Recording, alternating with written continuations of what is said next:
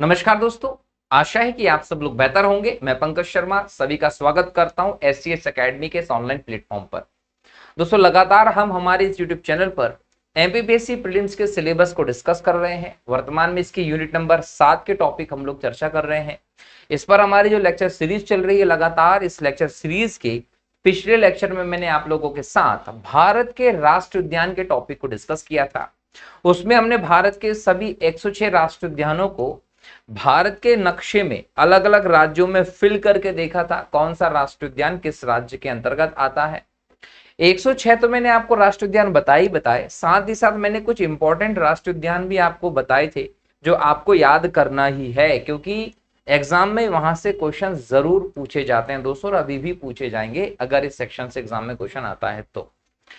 इसी के साथ हम एक और चीज देखते हैं कि आज का जो लेक्चर है, इस लेक्चर में हम क्या पढ़ने वाले हैं, कौन से टॉपिक को देखने वाले हैं।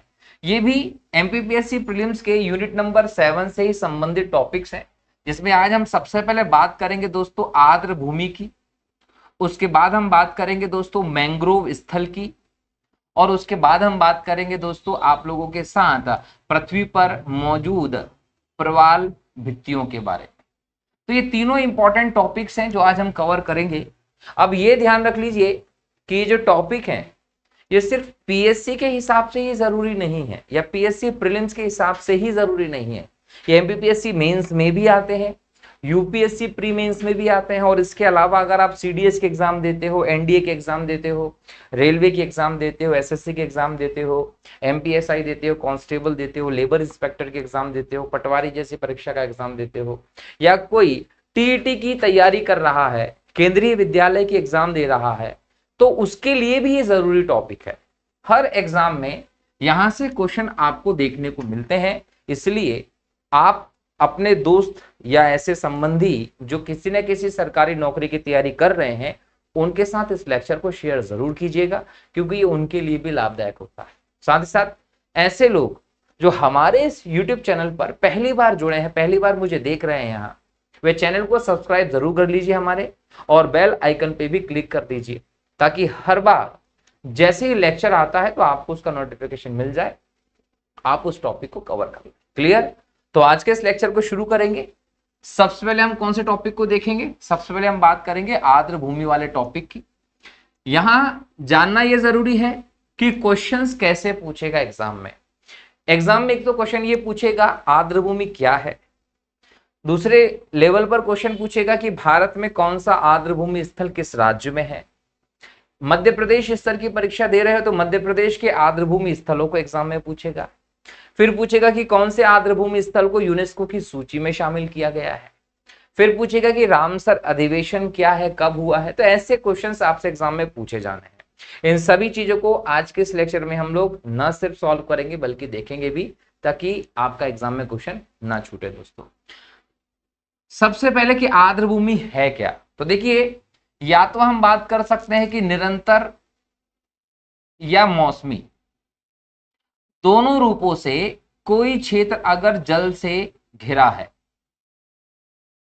जल से घिरा है क्षेत्र, या फिर वहां जल जमाव है, ऐसे प्रदेश को आप आर्द्र भूमि के तौर पर शामिल करते हैं। अलग अलग परीक्षाएं देखने को मिलेगी, साधारण शब्दों में समझ लीजिए। आर्द्र भूमि क्या है?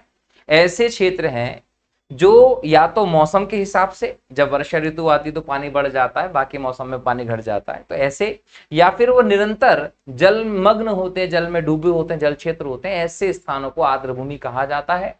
इनकी गहराई को लेकर कहा जाता है कि 6 मीटर से ज्यादा इनकी गहराई नहीं होनी चाहिए, तो 6 मीटर इस गहराई को लेकर यहाँ पर एक सीमा भी तय है। अब ये कोई दलदल वाला इलाका भी हो सकता है दोस्तों, ये कोई मैंग्रोव भूमि वाला इलाका भी हो सकता है, ये कोई झील का इलाका भी हो सकता है, ये कोई तालाब का इलाका भी हो सकता है, इसमें आप समुद्र का तटीय प्रदेश भी ले सकते हैं। तो इसमें कोई सा भी ऐसा प्रदेश होगा जो निरंतर या मौसमी रूप से जल जमाव की स्थिति में दिखेगा, वो आर्द्र भूमि होगा। अब हम इस आर्द्र भूमि को जब देख रहे हैं कि कौन से हो सकते हैं, तो वो हम लोगों को एग्जाम में पता होगा कि क्या होती है ये। अब समझना ये है कि ये आर्द्र भूमि जो है ये क्यों महत्वपूर्ण है। क्लियर। अब महत्वपूर्ण इसलिए है क्योंकि यहां में आपको पर्याप्त नमी देखने को मिलेगी और इस नमी के कारण यहां पर आपको जैव विविधता संपन्नता देखने को मिलती है। मतलब ये जो क्षेत्र हैं ये जैव विविधता की दृष्टि से संपन्न होते हैं। आप एक साधारण रूप से एग्जाम्पल समझिए कि दिवाली का जब समय आता है तो सभी लोग अपने अपने घरों की सफाई करते हैं। अब कहने को तो ये स्थिति होती है कि लक्ष्मी जी का आगमन होता है, श्री राम जी अयोध्या वापस लौटे थे, इस बात की खुशी में दीपोत्सव मनाया जाता है। तमाम बातें हमारे धार्मिक परिप्रेक्ष्य में हम देखें तो वह है और वो अपनी जगह सही है। लेकिन इसका एक दूसरा पक्ष देखिए, तार्किक पक्ष अगर हम देखें तो वो पक्ष ये कहता है कि दिवाली के पहले जो मौसम आता है वो बारिश का मौसम होता है। लगभग 15 जून के बाद आप भारत में बारिश का मौसम देखते हैं जो लगातार 15 सितंबर तक कंटिन्यू होता है, फिर अक्टूबर में हल्का हल्का कभी कभी देखने को मिलता है। बाकी 15 जून से 15 सितंबर ये मौसम देखने को मिलेगा। अब होता यह है कि जब आपके घरों में बारिश के मौसम में हम स्थिति देखते हैं तो आपको दिखेगा कि बारिश के मौसम में पर्याप्त नमी, सीलन जैसी स्थिति देखने को मिलती है। और ऐसी कंडीशन में दीवारों पर, घर के कोनों पर, घर के आंगन में, बाहर आपको अलग अलग छोटे छोटे से जीव देखने को मिलते हैं। क्लियर है। अब ये जीव आपको ना तो ठंड के मौसम में ज्यादा देखने को मिलेंगे ना गर्मी के मौसम में ज्यादा देखने को मिलेंगे। कब देखने को मिलते हैं? खासकर उस मौसम में जब बारिश होती है या नमी की स्थिति होती है। मतलब ये जो नमी की कंडीशन है, ये नमी की कंडीशन जीवों को बहुत अच्छी लगती है। तो आपके घरों में, आंगन में, घर के आसपास के क्षेत्रों में इस मौसम में अलग अलग प्रकार के जीव आ जाते हैं। तो आप इस मौसम के खत्म होने के बाद, अर्थात बारिश के मौसम के खत्म होने के बाद आपके घरों की हर प्रकार से सफाई करते हैं ताकि दीवारों पर जगह जगह जो जीव अलग अलग प्रकार के स्थापित हो चुके हैं, जिससे आपके घरों में बीमारियां आ सकती हैं, एक गंदगी स्वरूप हो सकता है, उससे आपको छुटकारा मिलता है। कारण इंपॉर्टेंट यही है कि उस सब चीजों को आपको हटाना है। जहां नमी होगी वहां पर जीवों की संख्या आपको ज्यादा देखने को मिलेगी। वैसे ही अगर कोई आर्द्र भूमि का स्थल है, इनमें से कोई सा स्थल आपको देखने को मिल जाए, वहां पर्याप्त नमी होती है जिसके कारण वहां अलग अलग प्रकार के जीव देखने को मिलेंगे। जैसे वहां आपको छोटे छोटे से कीड़े देखने को मिलेंगे। अगर छोटे छोटे से कीड़े देखने को मिलेंगे तो उनको खाने वाले मेंढक वहां आ जाएंगे। अगर मेंढक वहां बहुत है तो सांप भी वहां बहुत हो सकते हैं। सांप अगर वहां हो सकते हैं तो वहां मोर जैसे, चील जैसे, बाज जैसे जो पक्षी है, जंतु है, वो भी आपको दिखाई दे सकते हैं। वैसे ही आप अगर किसी पर्टिकुलर आर्द्र भूमि के आसपास के इलाके के हैं तो वहां आपको देखने को मिलेगा कि पर्याप्त घास होगी। अगर वहां पर्याप्त घास है तो वहां आपको ज़ेब्रा, हिरण जैसी प्रजातियां देखने को मिलेगी जो शाकाहारी जंतु होते हैं। और जहां शाकाहारी जंतु होंगे वहां पर उनको खाने वाले मांसाहारी जंतु भी देखने को मिलेंगे। तो कहने का तात्पर्य यह है कि नम भूमि जो होती है ना, वो जैव विविधता संपन्न क्षेत्र होते हैं। इस दृष्टि से हमारे लिए ये बहुत महत्वपूर्ण है। दूसरी बात कि ये एक प्रकार से हम लोगों के लिए पर्यटन की दृष्टि से बहुत इंपॉर्टेंट स्थान होते हैं। अगर हम इनको मनोरंजन की दृष्टि से देखें तो बहुत इंपॉर्टेंट स्थान होते हैं। अलग अलग आर्द्र भूमि स्थल जो होते हैं, ये आर्द्र भूमि स्थल हमारे लिए एक प्राकृतिक दृश्य प्रस्तुत करते हैं। हम वहां जाते हैं, अच्छा टाइम स्पेंड कर सकते हैं प्रकृति के गोद में जाकर। तो हमारे लिए ये एक पर्यटन का केंद्र हो सकता है, मनोरंजन का केंद्र हो सकता है। और पर्यटन और मनोरंजन के केंद्र के तौर पर होने के चलते सरकार यहाँ पर आपको टिकट सुविधा देखने को मिलेगी, तो यहाँ से एक आय का साधन भी बनता है। तीसरा हम देखें तो रोजगार की दृष्टि से ये बहुत इंपॉर्टेंट साबित हो सकते हैं कि अगर ऐसे स्थानों पर पर्यटन की दृष्टि से आप विकास देख रहे हैं तो वहां आपको कई सारे लोगों को रोजगार की स्थिति भी देखने को मिलेगी। साधारण रूप में मैं आपको कहूं कि अगर आपके घर के आसपास कोई बड़ा सा पार्क होगा, तालाब होगा, जिसे सरकार ने डेवलप किया है एक टूरिस्ट प्लेस के तौर पर, एक घूमने की जगह के तौर पर, तो वहां जब आप जाओगे तो वहां पे आपको टिकट की सुविधा देखने को मिलेगी। 10 रुपए, 20 रुपए, 25 रुपए टिकट देकर आप जाएंगे। ये पैसा तो जाएगा कहां? सरकार के पास। लेकिन उसके बाहर जब लोग आएंगे वहां घूमने के लिए तो कोई बलून बेच रहा होगा, कोई खिलौना बेच रहा होगा, बरसात के मौसम में जाएंगे तो कोई भुट्टे बेच रहा होगा, कोई मूंगफली बेच रहा होगा। ऐसे अलग अलग लोगों को रोजगार भी इससे मिलता है। तो ये हमारे लिए बहुत इंपॉर्टेंट हो जाता है। लेकिन इसका सबसे ज्यादा महत्व जो है वो जैव विविधता की दृष्टि से हमें देखने को मिलता है। और जैव विविधता अगर सही है तो हम बोल सकते हैं कि खाद्य श्रृंखला जो है आपकी फूड चेन, उसमें आपका संतुलन देखने को मिलेगा। और इसका संतुलन कहीं ना कहीं पारिस्थितिकी संतुलन के लिए एक इंपॉर्टेंट फैक्टर हो सकता है। तो पारिस्थितिकी संतुलन अगर आपको चाहिए तो ऐसे में आपको ऐसे नम भूमि को बनाकर रखना पड़ेगा। तो यहां हम लोगों ने देखा कि नम भूमि क्यों महत्वपूर्ण है। अब अगर ये महत्वपूर्ण है तो किसी ना किसी रूप में हमको यह देखने को मिल रहा होगा कि इन आर्द्र भूमियों को हानि हो रही होगी। आर्द्र भूमियों को जो हानि हो रही है उसका नंबर एक कारण है मानवीय गतिविधि।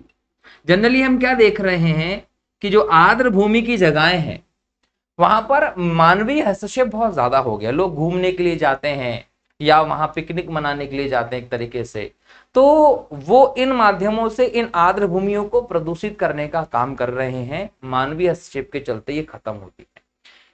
इनको हम एक डंपिंग ग्राउंड के तौर पर आज प्रयोग होते देख रहे हैं।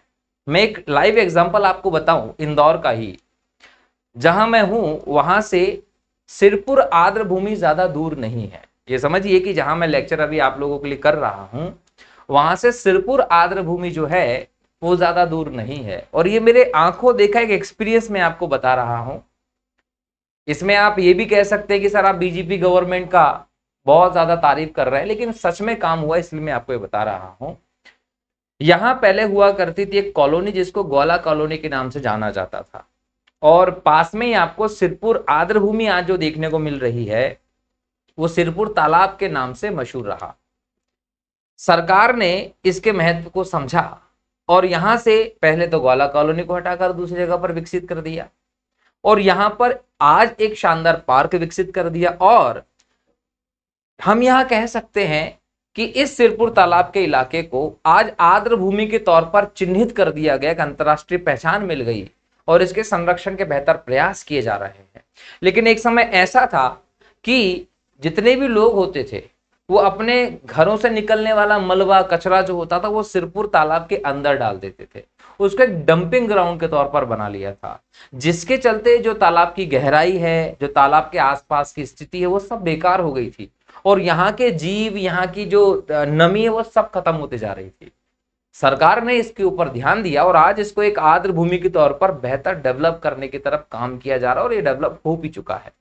तो ये समझने वाली बात है कि आर्द्र भूमि जो स्थल हैं उनको आप डंपिंग ग्राउंड के तौर पर नहीं यूज कर सकते कि इनमें आप मलबा डालते चले जाएं, औद्योगिक कचरा डालते चले जाएं, घर का अवशेष डालते चले जाएं। इससे ये खत्म हो जाते हैं और इनके खत्म होने के चलते जीव जंतुओं की प्रजाति पर बहुत ज्यादा असर पड़ता है। अब इसमें हम एक और चीज देख सकते हैं सेकंड, कि मानवीय गतिविधि के अलावा इसमें जलवायु परिवर्तन एक इंपॉर्टेंट कारक है। जलवायु परिवर्तन एक इंपॉर्टेंट कारक है। देखिए, जलवायु परिवर्तन का मतलब हम सीधे तौर पर समझें तो धरती के तापमान में हो रही वृद्धि, ग्लोबल वार्मिंग, इसका सामान्य तात्पर्य देखा जा सकता है। भारत में दिल्ली में लगभग 52 डिग्री सेल्सियस तापमान इस साल मई में रिकॉर्ड किया गया। दूसरा, राजस्थान में 55 डिग्री सेल्सियस तापमान रिकॉर्ड किया गया। ये वो स्थान है जहां पहले तापमान 47-48 डिग्री तक ही जाता था, और हम ये कह सकते हैं कि अब ये तापमान बहुत ज्यादा बढ़ रहा है। ये सीधा सीधा प्रदूषण का कारक है, ग्रीन हाउस गैसेस का कारक है, और ये जलवायु परिवर्तन का एक इंपॉर्टेंट प्रभाव है। अब सोचिए कि अगर कोई नमभूमि स्थल है और उस नमभूमि स्थल पर आप बहुत ज्यादा गर्माहट कर दे तो वो सूखने लगेगा, वो नष्ट हो जाएगा। तो तापमान का बढ़ना, जलवायु परिवर्तन आर्द्र भूमियों के नष्ट होने का एक इंपॉर्टेंट कारक हमें दिखाई पड़ता है, ये ध्यान रखिएगा। तो मानवीय गतिविधि अलग अलग प्रकार की जो हो रही है, जलवायु परिवर्तन का जो हम लोगों की स्थिति देखने को मिल रही है, ये सभी के सभी हम लोग चीज देखें, ये आर्द्र भूमियों के हानि के कारक है। बराबर है, मैंने सभी कारकों को इन दोनों में समाहित करके आप लोगों को बता दिया है। ऐसे आप अलग अलग तरीके से देख सकते हैं कि लोगों का पर्यटन की गतिविधि, औद्योगिक गतिविधि, डंपिंग ग्राउंड के तौर पर यूज करना, ये सब अलग अलग आप करके बताएंगे तो बहुत सारे कारण हो जाएंगे। मैंने सभी कारणों को 2 कारणों में समाहित करके आपको बता दिया है। अब समझो कि आर्द्र भूमि को अगर नुकसान हो रहा है तो इसके बचाव के उपाय भी करना पड़ेंगे कि नहीं करना पड़ेंगे? अगर इसके बचाव के उपाय की हम लोग बात करें तो इसके जो उपाय हैं वो राष्ट्रीय स्तर पर भी किए जाने हैं और अंतरराष्ट्रीय स्तर भी किए जाने हैं। अगर हम राष्ट्रीय स्तर पर इसके उपाय देखें तो सरकार ने इसके लिए कानून बनाया है, सरकार इसके लिए समय समय पर काम कर रही है। जैसे कि मैंने आपको कहा कि सिरपुर का क्षेत्र जो एक तरफ खराब होता जा रहा था उसको आर्द्र भूमि के तौर पर डेवलप कर दिया, एक आज अच्छी प्लेस वो है। तो राष्ट्रीय स्तर पर इस प्रकार की चीजें हमको देखने को जरूर मिल रही हैं, लेकिन अंतर्राष्ट्रीय स्तर पर इसके लिए जो प्रयास किया गया, वो सबसे बड़ा प्रयास जो किया गया था वो किया गया था 2 फरवरी 1971 में। ये 2 फरवरी 1971 को जो प्रयास हुआ था ये किया गया था ईरान में। ईरान में कहा? रामसर शहर में। इसको हम लोग रामसर अधिवेशन के नाम से जानते हैं। अब ये जो रामसर अधिवेशन हुआ 2 फरवरी 1971 को, इसके अंतर्गत हम लोग देख रहे हैं कि आर्द्र भूमि जो है, वेटलैंड जो हैं, इनके संरक्षण को लेकर यहां हम लोग एक संधि देखते हैं कि आपको दुनिया भर की आर्द्र भूमियों का संरक्षण करना है। क्यों करना है? क्योंकि ये इसलिए हमारे लिए इंपॉर्टेंट है। तो आर्द्र भूमियों के संरक्षण को टारगेट करके यहां एक संधि हुई। कहां हुई? ईरान के रामसर शहर में 2 फरवरी 1971 को, कि आर्द्र भूमि का संरक्षण करना जरूरी है। और इस संधि को हम एक अंतर सरकारी संधि के तौर पर देखते हैं। सभी सरकारों के बीच में यह संधि होती है और इसके बाद हम देख रहे हैं कि 1975 के बाद से इसको लागू करके लगातार वैश्विक स्तर पर आर्द्र भूमियों के संरक्षण का काम किया जा रहा है। अब आर्द्र भूमियों के संरक्षण का काम जो किया जा रहा है इस संधि के अंतर्गत, तो उसमें क्या करना पड़ेगा? तो इसमें क्या किया जाता है? एक समिति के माध्यम से वैश्विक स्तर पर क्या कर रहे हैं? आर्द्र भूमि जो है इनको चिन्हित किया जाता है और आर्द्र भूमि को चिन्हित करके उनका विशेष संरक्षण का काम किया जाता है ताकि उनको खत्म होने से बचाया जा सके। ये जो संधि है इसमें हम भारत की मौजूदगी भी देख सकते हैं। भारत 1982 से इसमें शामिल होता है और भारत जैसे इसमें शामिल होता है, जब इंदिरा गांधी जी प्राइम मिनिस्टर थी, उसके बाद से भारत में भी अलग अलग ऐसे स्थलों को, कोई राष्ट्रीय पार्क, वन्यजीव अभ्यारण्य, झील, तालाब के स्थलों को आर्द्र भूमि के तौर पर चिन्हित किया जा रहा है और उनका विशेष संरक्षण किया जा रहा है। इसके अंतर्गत हम आज देखें, वर्तमान में भारत में 80 रामसर स्थल हैं, चिन्हित आर्द्र भूमि स्थल हैं। रामसर स्थल इसको क्यों कहा गया है? क्योंकि रामसर शहर में यह सम्मेलन हुआ था जिसके बाद आर्द्र भूमि के संरक्षण का काम किया जा रहा था। तो ऐसे संवेदनशील क्षेत्रों को रामसर साइट, रामसर स्थल या आर्द्र भूमि कहते हैं। भारत में 80 रामसर स्थल हैं, ये ध्यान रखिएगा। हम इसकी सूची पूरी देखेंगे कौन कौन से कहां कहां है। अब भारत में ये कंडीशन है, ये तो ठीक है, लेकिन इसके अलावा एक और चीज देखिएगा। वैश्विक स्तर पर 1990 में मॉन्ट्रेक्स रिकॉर्ड की बात होती है। ये मॉन्ट्रेक्स रिकॉर्ड जो है ये स्विट्जरलैंड में मॉन्ट्रेक्स में 1990 में अपनाया गया था और इसके अंतर्गत विशेष तौर पर संवेदनशील जो आर्द्र भूमियां हैं उनको शामिल किया जा रहा है। भारत की तरफ से केवलादेव घाना जो अभ्यारण्य है राजस्थान का, और लोकटक झील जो है मणिपुर की, इन दोनों को मॉन्ट्रेक्स रिकॉर्ड में शामिल किया गया, ये भी आपको पता होना चाहिए। तो मॉन्ट्रेक्स रिकॉर्ड का संबंध भी आर्द्र भूमियों के संरक्षण से है। रामसर अधिवेशन का संबंध भी इसी से है। भारत रामसर संधि से 1982 से जुड़ा। भारत में लगभग 80 रामसर स्थल हमें देखने को मिलते हैं। बराबर, चूंकि 2 फरवरी 1971 को यह रामसर अधिवेशन हुआ था, इसलिए हर साल 2 फरवरी को रामसर दिवस के तौर पर मनाया जाता है, आर्द्र भूमि दिवस के तौर पर मनाया जाता है। लोगों में विभिन्न माध्यमों से इनके प्रति जागरूकता बढ़ाने का काम भी किया जाता है। तो ये ओवरऑल हमने चर्चा की आर्द्र भूमियों के सेक्शन पर, जो एक महत्वपूर्ण तौर पर हमें दिखाई पड़ रहा है। अब यहां से आप यूपीएससी का मेंस दे दीजिए, एमपीपीएससी का मेंस का एग्जाम दे दीजिए, एसएससी कांस्टेबल, सीडीएस, एनडीए जैसी एग्जाम दे दीजिए, रेलवे के एग्जाम दे दीजिए, कहीं भी क्वेश्चंस के छूटने की संभावना आपकी नहीं रहेगी, आसानी से आप इस पे काम कर सकते हैं। 2-3 इंपॉर्टेंट फैक्ट ध्यान रखो कि मैंने कहा कि भारत में 80 रामसर स्थल हैं, तो 80 रामसर स्थल में जो सबसे बड़ा है, सबसे बड़ा रामसर स्थल जो है वो सुंदरवन है, सुंदरवन है। ठीक है, सुंदरवन कहां है?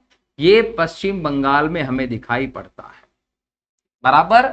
इसके बाद अगर हम सबसे छोटा देखें, सबसे बड़ा तो ठीक है, सबसे छोटा कौन सा है?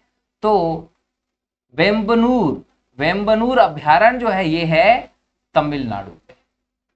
तो एग्जाम में यहां से क्वेश्चन पूछ सकता है, भारत का सबसे छोटा रामसर स्थल कौन सा है, सबसे बड़ा रामसर स्थल कौन सा है?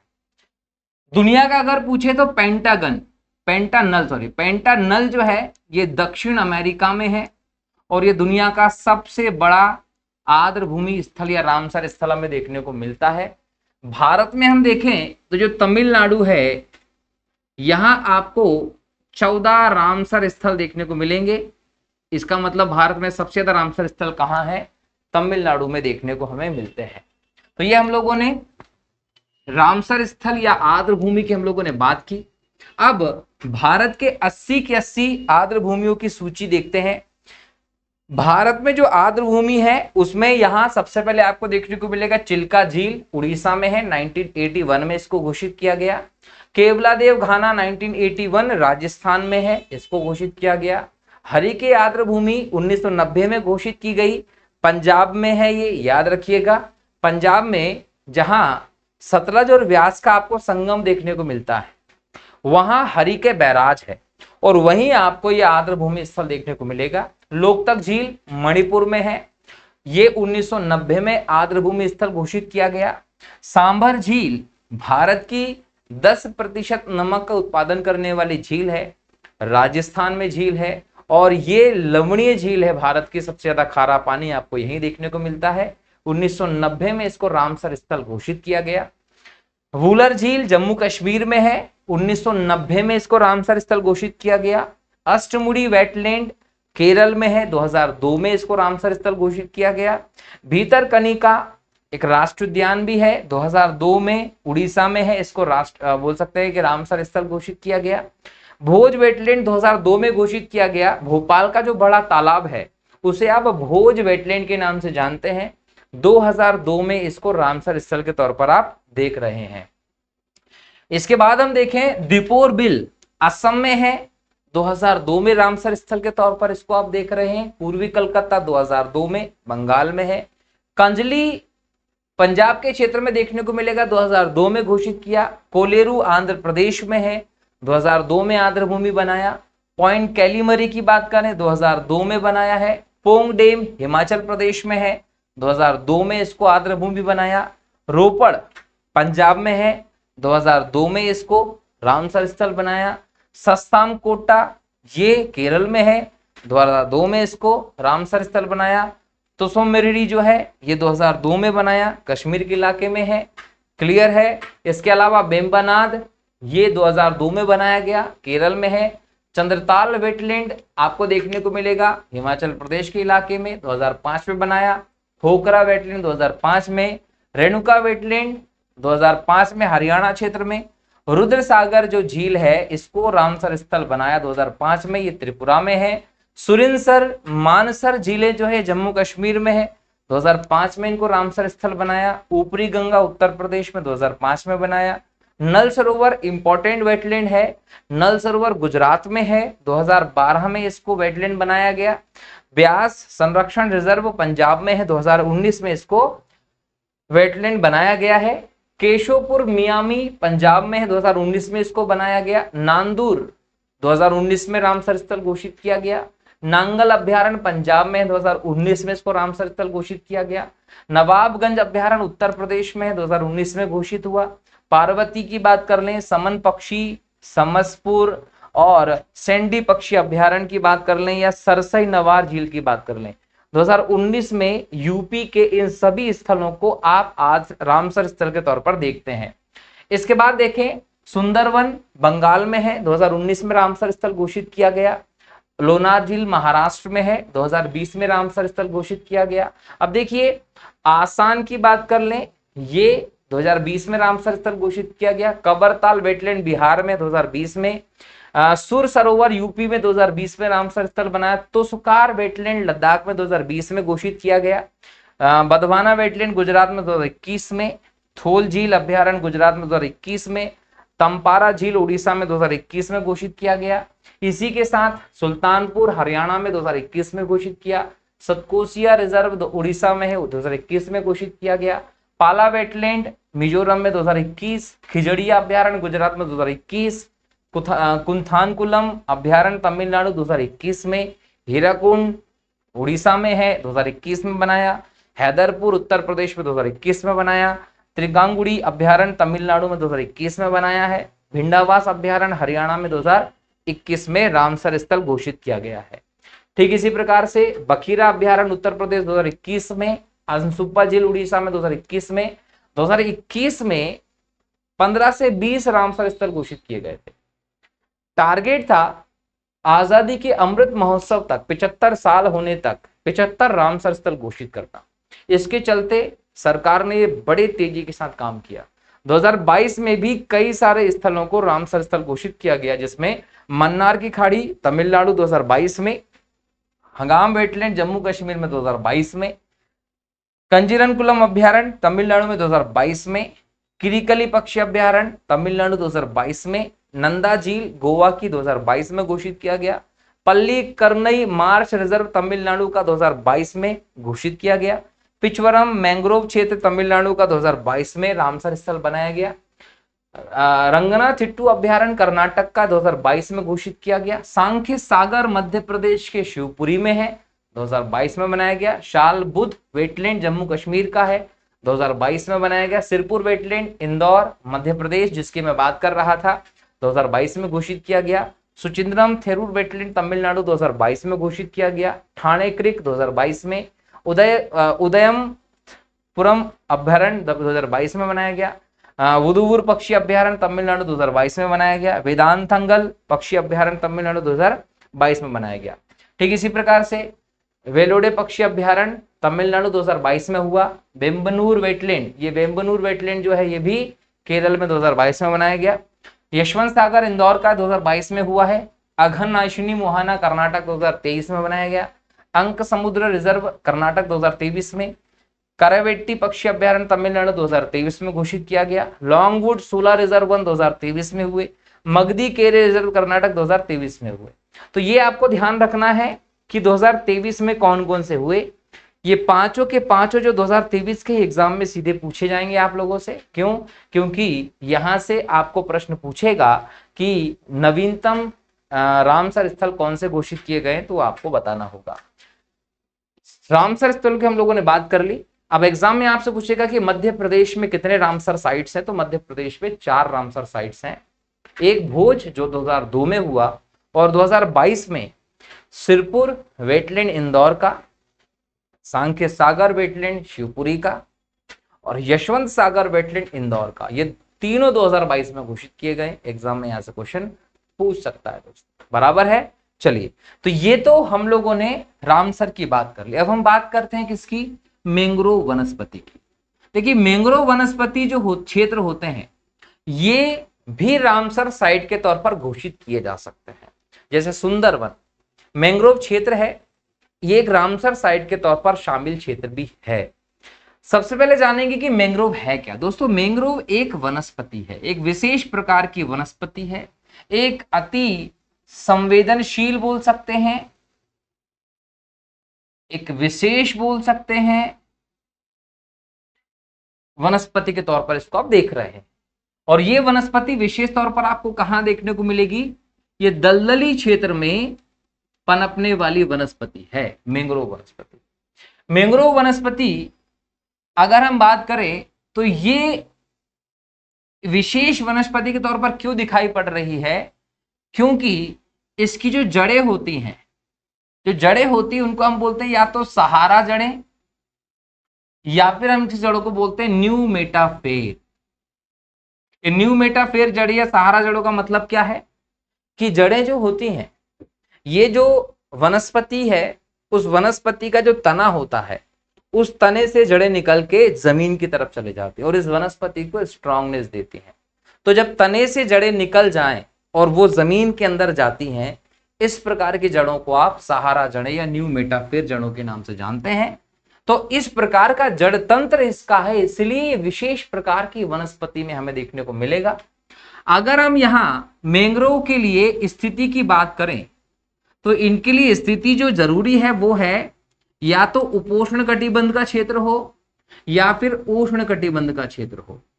या तो उपोष्ण या उष्ण कटिबंध का अगर क्षेत्र होगा, उस क्षेत्र में ही आपको ये विकसित होते दिखाई पड़ेंगी। मतलब ये बोल सकते हैं कि गर्म वातावरण जो है वो इन्हें चाहिए। मैंग्रोव का विकास गर्म वातावरण में होता है। टेम्परेचर लगभग 20 से 25 डिग्री होना ही चाहिए इसके लिए। दूसरी बात है कि इसके लिए दलदली भूमि चाहिए, दलदली भूमि चाहिए, या फिर ये डेल्टा का क्षेत्र होना चाहिए, डेल्टा का क्षेत्र हो। तीसरी बात है कि ये अधिकतर तटीय प्रदेश में ही होती है। ये तटीय प्रदेश में होती है जो एक संक्रमणशील प्रदेश होता है। ये संक्रमणशील प्रदेश इसको क्यों कहा गया? इसलिए कहा गया क्योंकि यहां एक तरफ तो ताजा पानी मिलेगा और दूसरी तरफ यहां पर खारा पानी मिलेगा। ना खारापन ज्यादा है ना ताजापन ज्यादा है। तो जहां ताजा और खारे पानी का मिलन स्थल होता है वहीं ये वनस्पतियां पनप पाती हैं। और अगर हम वर्षा की बात कर लें तो लगभग 2000 से लेकर 3000 मिलीमीटर की वर्षा इनको चाहिए। ऐसे प्रदेशों में ही मैंग्रोव वनस्पति विकसित हो पाती है। तो अगर मैंग्रोव के विकास की आदर्श स्थिति की हम लोग बात कर लें तो 30 डिग्री से 30 डिग्री नॉर्थ से 30 डिग्री साउथ का जो अक्षांशीय प्रदेश है, इस प्रदेश में मैंग्रोव के विकास की आदर्श स्थिति देखने को मिलेगी। बस ये याद रखिएगा कि दलदली, डेल्टाई या तटीय प्रदेश की भूमि होना चाहिए। विशेष प्रकार का जड़ तंत्र होता है, सहारा जड़ें या न्यू मेटाफेर जड़ें इसको कहते हैं। मैंग्रोव की एक विशेषता का कारण है इसकी प्रजनन की विधि। इसकी प्रजनन की विधि जो होती है उसको बोलते हैं वीवी पैरिटी। वीवी पैरिटी विधि जो है ये मैंग्रोव के प्रजनन की विधि है।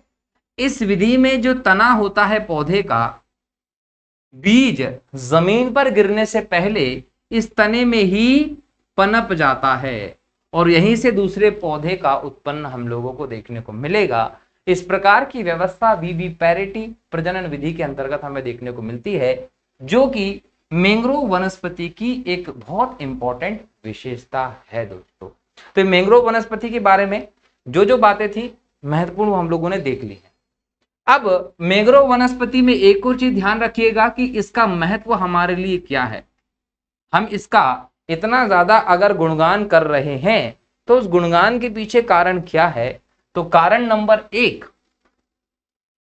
जो मैंग्रोव होती है वो जैव विविधता का समृद्ध स्थल है। मैंग्रोव एक विशेष प्रकार का पारिस्थितिकी तंत्र डेवलप करती है। अलग अलग प्रकार के जीव यहां में देखने को मिलते हैं। जैसे सुंदरवन का डेल्टा का प्रदेश हम देखें, ये दुनिया का सबसे बड़ा मैंग्रोव स्थल है। यहां आपको डॉल्फिन भी देखने को मिलेगी, यहां आपको बंगाल टाइगर भी देखने को मिलेगा और अनेक प्रकार के छोटे छोटे बड़े बड़े जीव आपको देखने को मिलते हैं। तो सुंदरवन का डेल्टा जैसा प्रदेश जो है वो कहीं ना कहीं बोल सकते हैं कि जैव विविधता की दृष्टि से संपन्न है। और एग्जाम में आपसे पूछा जाता है कि धरती पर अत्यधिक जैव विविधता कहां कहां मिलती है, तो आप एक कहते हैं वर्षावन, दूसरा आप कहते हैं मैंग्रोव, तीसरा आप कहते हैं आर्द्र भूमि, चौथा आप कहते हैं प्रवाल भित्ति। तो यहां ध्यान देने योग्य बात है कि जैव विविधता की दृष्टि से महत्वपूर्ण समृद्ध स्थल के तौर पर आप मैंग्रोव भूमि को देखते हैं, ये आपको ध्यान रखना है। दूसरी बात होता है कि जो चक्रवात आते हैं या तीव्र लहरें आती हैं, यहां तो हम ये बोल सकते हैं कि चक्रवात या तीव्र लहरें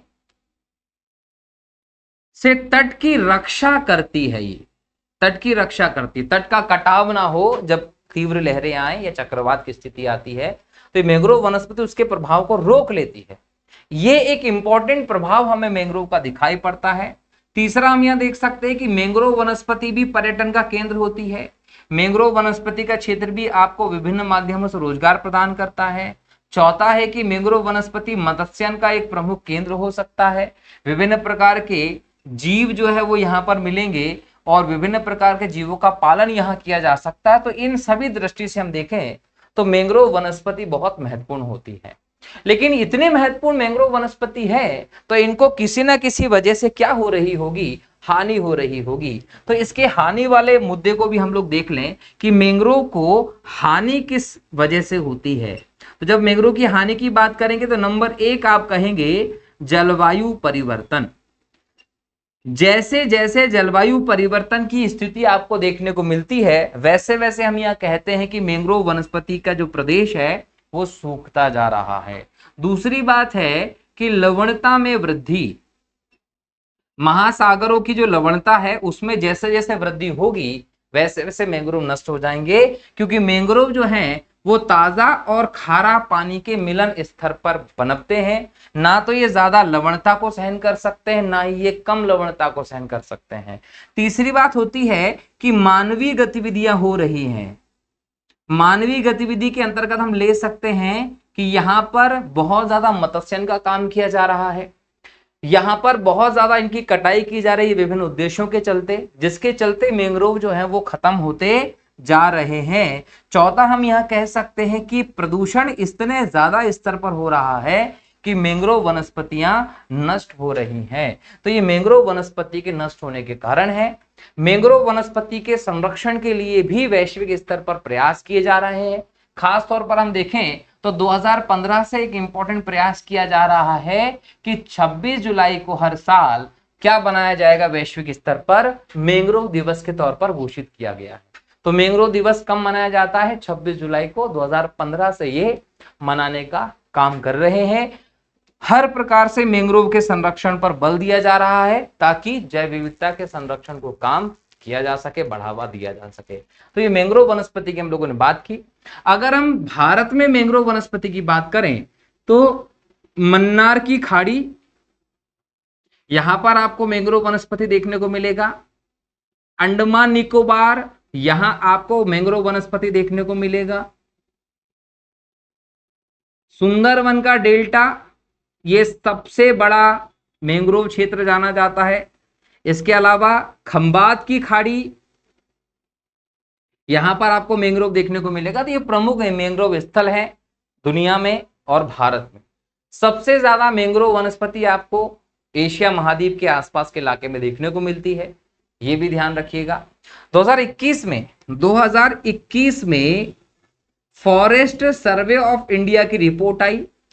इस रिपोर्ट में कहा गया कि भारत के 0.15% क्षेत्रफल पर मैंग्रोव वनस्पति मौजूद हैं। सरकार इन्हें बढ़ाने का निरंतर प्रयास कर रही है। ये मैंग्रोव वनस्पति के बारे में हम लोगों ने बात की। तो पहला टॉपिक आर्द्र भूमि वाला सेक्शन खत्म किया, रामसर अधिवेशन के बारे में बात की। दूसरा टॉपिक मैंग्रोव वनस्पति के बारे में बात किया और मैंग्रोव वनस्पति को लेकर क्या क्या महत्वपूर्ण बिंदु हैं वो हम लोगों ने चर्चा कर लिया है। क्लियर है? आशा है कि आप लोगों को ये चीजें समझ में आ रही होगी। अगर समझ में नहीं आता है तो आप लोग तुरंत कमेंट कर दीजिएगा। टेलीग्राम लिंक दी गई है डिस्क्रिप्शन में, वहां जाकर आप टेलीग्राम पे मैसेज कर दीजिएगा, हम इस पे डिस्कशन कर सकते हैं। तीसरा टॉपिक और देखते हैं, ये है प्रवाल भित्ति। देखिए प्रवाल क्या है? एक प्रकार के सूक्ष्म जीव हैं। इनको हम लोग समुद्री जंतु के तौर पर देखते हैं, जिनका निवास मूंगा की चट्टान पर हमें देखने को मिलता है विशेष तौर पर। और भित्ति का मतलब होता है दीवार। तो प्रवालों के द्वारा निर्मित जो भित्ति होती है वो ही प्रवाल भित्ति कहलाती है। और इस भित्ति का जो निर्माण होता है वो होता है कैल्शियम कार्बोनेट से, याद रखिएगा। कैल्शियम कार्बोनेट जो है ये उत्सर्जित किया जाता है, ये उत्सर्जित किया जाता है, रिलीज किया जाता है प्रवालों के द्वारा, कोरल के द्वारा। और इसका जब जमाव बहुत बड़े स्तर पर हो जाता है तो एक भित्ति जैसी संरचना बन जाती है, जिसको हम लोग प्रवाल भित्ति के नाम से जनरली जानते हैं। क्लियर हो गया? अब ये जो प्रवाल हैं, इनकी जो भित्ति है, इस भित्ति में आप ध्यान रखिएगा कि ये भित्ति एक छोटे से क्षेत्र पर भी हो सकती है और एक बड़े क्षेत्र पर भी हो सकती है। जैसे हम देखें, प्रशांत महासागर जो है, ऑस्ट्रेलिया के ऊपर हम देखें, यहां पर एक आइलैंड, इसका नाम है क्वींसलैंड। यहां पे आपको ग्रेट बैरियर रीफ देखने को मिलेगी। ये दुनिया की सबसे लंबी प्रवाल भित्ति है जो 2000 किलोमीटर से ज्यादा लंबी समुद्र के अंदर है। तो ये बड़ी भी हो सकती है। क्लियर है? अब मूंगे की चट्टानों पर विशेष प्रकार के जीव प्रवाल होते हैं, जिनसे उत्सर्जित कैल्शियम कार्बोनेट के जमाव से जो भित्ति बनती है उसे प्रवाल भित्ति कहते हैं। ये तो हम सब समझ गए। लेकिन ये प्रवाल जीव जो होते हैं, इनकी विशेषता है कि ये अकशेरुकी होते हैं और ये स्वपोषी भी हो सकते हैं प्लस परपोषी भी हो सकते हैं। एग्जाम में क्वेश्चन पूछेगा कि प्रवाल कौन से जीव हैं, स्वपोषी है कि परपोषी, तो दोनों में आते हैं। इनका बहुत छोटा सा मुंह होता है और समुद्र की धाराएं जो होती हैं, याद रखिएगा कि समुद्र की जो धाराएं होती हैं वो धाराएं इनके लिए भोजन लाने का काम करती है। तो इनका भोजन समुद्र के छोटे छोटे से वनस्पति, हम बोलते थे प्लैंकटन टाइप होता है, और समुद्र की धाराओं से वो इनके पास आता है, इसको खाकर इनका जीवन चलता है। ये याद रखिएगा कि धाराओं का प्रवाह जनरली पूर्वी तटों पर होता है महाद्वीपों के, इसलिए अधिकतर प्रवालों का जन्म महाद्वीपों के पूर्वी तट पर हमें देखने को मिलता है। प्रवाल जो होते हैं वो गहराई में नहीं होते, प्रवाल गहराई में नहीं पनपते। क्यों नहीं पनपते? क्योंकि इनमें भी आपको जंतुओं जैसी प्रक्रिया देखने को मिलती है, क्योंकि सूर्य का प्रकाश गहराई के साथ कम हो जाता है, इसलिए गहराई में ये देखने को नहीं मिलते। अब प्रवालों का हम लोगों को महत्व भी समझ में आना चाहिए, प्लस हम लोगों को इनकी स्थिति भी समझ में आना चाहिए। तो पहले हम लोग इनकी स्थिति की बात कर लें तो 30 डिग्री नॉर्थ से 30 डिग्री साउथ अक्षांश के बीच का जो इलाका है, यहां पर प्रवाल जो होते हैं वो पनपते हैं।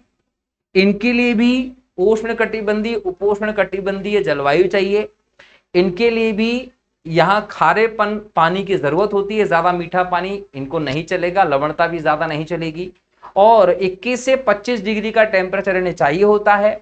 ऐसे एनवायरमेंट में ही प्रवाल पनप सकते हैं। चूंकि प्रवाल जो होते हैं इन्हें महासागर का वर्षावन कहा जाता है। जैसे कि पृथ्वी पर, धरातल पर आपको वर्षावनों में ज्यादा जैव विविधता देखने को मिलती है, वैसे ही महासागर के इलाके में हम जाएं तो यहां हम लोगों को सबसे ज्यादा जैव विविधता का जो आधार है वो प्रवाल भित्ति देखने को मिलती है, इसलिए इनको महासागर का वर्षावन कहते हैं। ये जो प्रवाल होते हैं ये जैव विविधता के संरक्षक होते हैं। क्या होता है कि जो समुद्र का तट है उस तट पर तीव्र लहरें आएंगी या चक्रवात की स्थिति पनपेगी, तो ये प्रवालों की जो भित्ति होती है उनके सामने अवरोधक हो जाती है, जिसके चलते इनका प्रभाव कम हो जाता है और समुद्र तटीय जैव विविधता को ये संरक्षित कर लेते हैं। इसलिए इनको जैव विविधता का संरक्षक, महासागर का वर्षावन आप कहते हैं। पर्यटन की दृष्टि से हम देखें तो इंपॉर्टेंट होता है, मत्स्यन की दृष्टि से हम देखें तो इंपॉर्टेंट होता है, जैव विविधता की दृष्टि से हम देखें तो भी प्रवाल हमें महत्वपूर्ण दिखाई पड़ते हैं। ये सभी के सभी कारण हैं इसके महत्व के। सबसे बड़ा कारण है जैव विविधता का संरक्षक होना, महासागर का वर्षावन होना, इसलिए इनका संरक्षण बहुत ज्यादा जरूरी है।